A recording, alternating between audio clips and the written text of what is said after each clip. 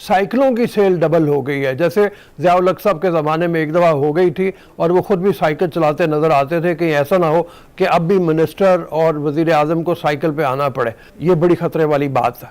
ये सब जो बहरान इस कौम ने, इस मुल्क ने झेले हैं, उसका जिम्मेदार कौन है? रॉ, मुसाद, खाद, KGB, MI5 या 6 या फिर किसी और के जिम्मे ये कुराए फाल आप निकालेंगे? महंगाई बढ़ रही है, लेकिन उसके साथ साथ आपकी शकावत कल्बी भी बढ़ती चली जा रही है। आप हर दफ़ा अवाम पाकिस्तान को आकर के ये कहते हैं कि हमें घबराना नहीं है। चलो वो तो आदमी सह जाएगा। प्रॉब्लम ये है कि इतना बड़ा मुल्क पाकिस्तान जैसा, उसकी कुल एक्सपोर्ट जो है वो हिंदुस्तान से तो 1/10 भी नहीं है, बांग्लादेश से हार्डली हाफ से कम है। डॉलर की प्राइस कहां थी, आज डॉलर कहां खड़ा है? आटा, गंदम, आम एशिया की चीजें आप देख लें, इलेक्ट्रिसिटी की आप प्राइसेस देख लें। वजह क्या है? ये कितना बोझ डालने की तैयारी की जा रही है IMF को खुश करने के लिए? आवाम कितना मुतासर होंगे, इसके असरात क्या मुरतब होंगे फरूख साहब? लेकिन महंगाई नहीं रुक रही मुजम्मल साहब। खासतौर पे ये भी कुछ खबरें हैं कि IMF के साथ कोई नया मुआहदा हुकूमत करने जा रही है, जिसके नतीजे में महंगाई का एक नया तूफान आ सकता है। आप इस तरह नहीं रह सकते। और जिस तरह वो पाकिस्तान का फॉरेन ऑफिस कह रहा है जी कि ये अखंड भारत और हिंदू राष्ट्र, हिंदू आइडियोलॉजी जो है ये उसको एक्सपेंड करना चाहते हैं। हेलो फ्रेंड्स, अपने हिंदुस्तान न्यूज़ में आपका स्वागत है। पाकिस्तानी मीडिया इस वीडियो के अंदर बता रही है कि इस साल पाकिस्तान के अंदर साइकिलों की बिक्री दुगनी हो गई। इससे पता चल जाता है कि हम कितना पीछे जा रहे हैं। तेल की कीमत बढ़ने की वजह से साइकिल पे लोग आ चुके हैं और अब ये समय आएगा कि इमरान खान भी ऑफिस साइकिल चला के आएगा। और हमारे मुल्क के हालात ऐसे हैं कि हम बांग्लादेश से तो पीछे हो ही गए हैं और भारत हमसे इस समय 10 गुना आगे चल रहा है। इन्हीं चीज़ों से पता चल जाता है कि हमारी इकनॉमी की क्या हैसियत है और क्या हालात हैं, और इसको सुधारने के लिए सरकार कोई कदम भी नहीं उठा रही।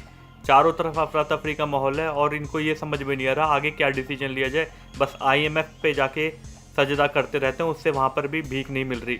और कमर चीमा मोहन भागवत जी के बयान के ऊपर कमेंट करें, जिनमें उन्होंने बोला था कि इस समय भारत को अखंड भारत की ज़रूरत है।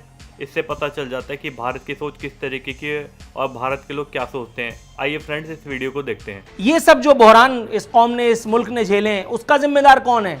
रॉ, मुसाद, खाद, KGB, MI5 या 6 या फिर किसी और के जिम्मे ये कुराए फाल आप निकालेंगे?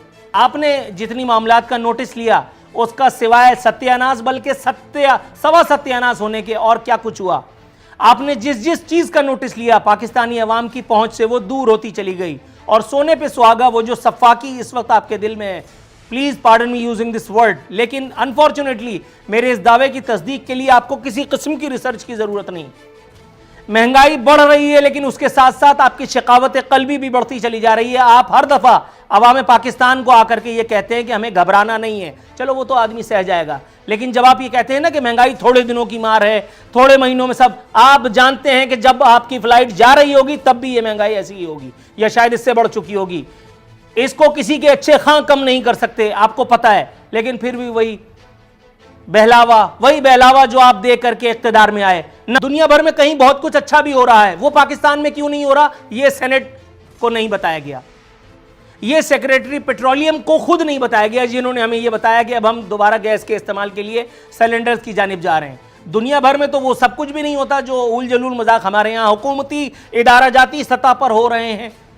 अपने मेहमान से पूछेंगे कि ये सब कुछ हमारे साथ ही क्यों हो रहा है। प्रॉब्लम ये है कि इतना बड़ा मुल्क पाकिस्तान जैसा, उसकी कुल एक्सपोर्ट जो है वो हिंदुस्तान से तो 1/10 भी नहीं है, बांग्लादेश से हार्डली हाफ से कम है।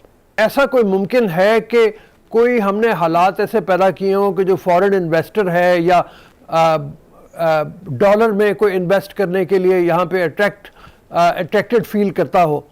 एक तरफ तो ख़तरे की बात हफीज़ पाशा साहब ने बताई और वो ये कहा कि साइकिलों की सेल डबल हो गई है। जैसे ज़ियाउल हक साहब के ज़माने में एक दफ़ा हो गई थी और वो ख़ुद भी साइकिल चलाते नज़र आते थे, कहीं ऐसा ना हो कि अब भी मिनिस्टर और वज़ीर आज़म को साइकिल पे आना पड़े। ये बड़ी ख़तरे वाली बात है।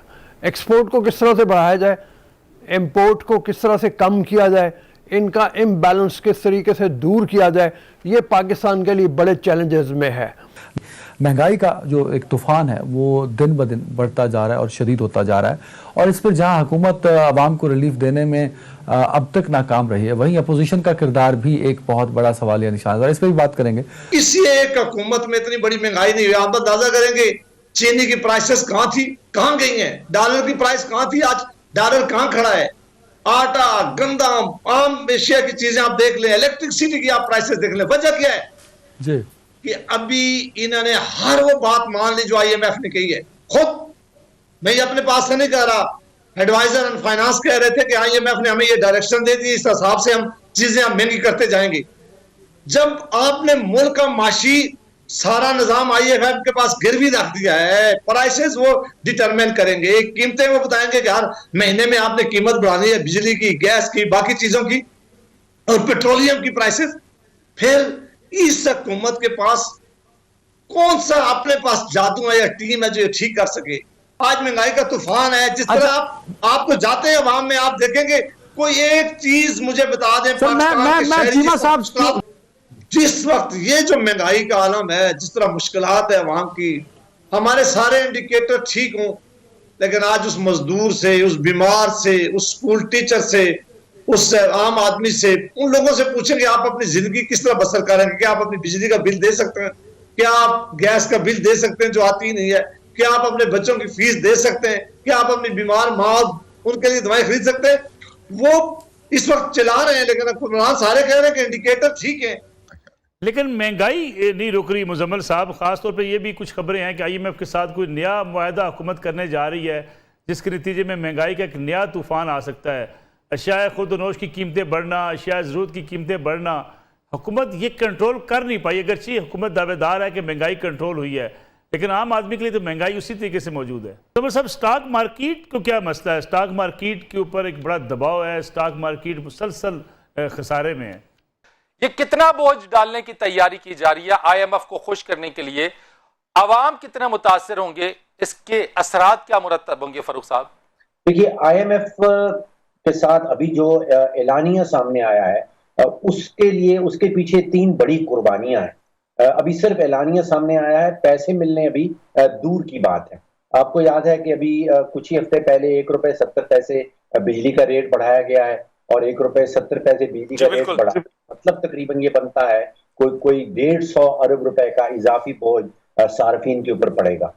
फिर 1.5% जो है वो इंटरेस्ट रेट बढ़ाया गया है, और जो पाकिस्तान में जो इंडस्ट्री ने कर्जा ले रखा है उसके ऊपर तकरीबन 70 अरब रुपया इजाफी जो है वो सूद की मद में वो सामने आएगा।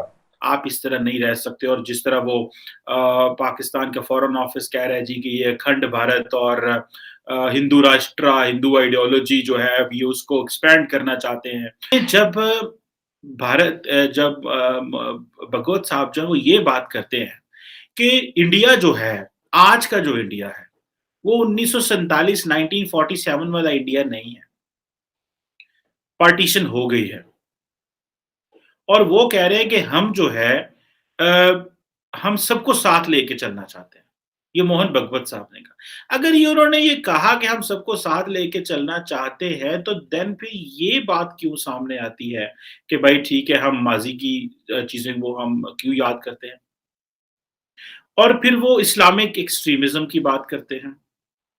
बहुत सारे लोग कहते हैं कि इस्लाम के अंदर एक्सट्रीमिज्म नहीं है, लेकिन कई ऐसे लोग हैं जो एक्सट्रीमिज्म का सहारा ले लेते हैं, इस्लामिस्ट चीजों को रेफरेंस कर लेते हैं।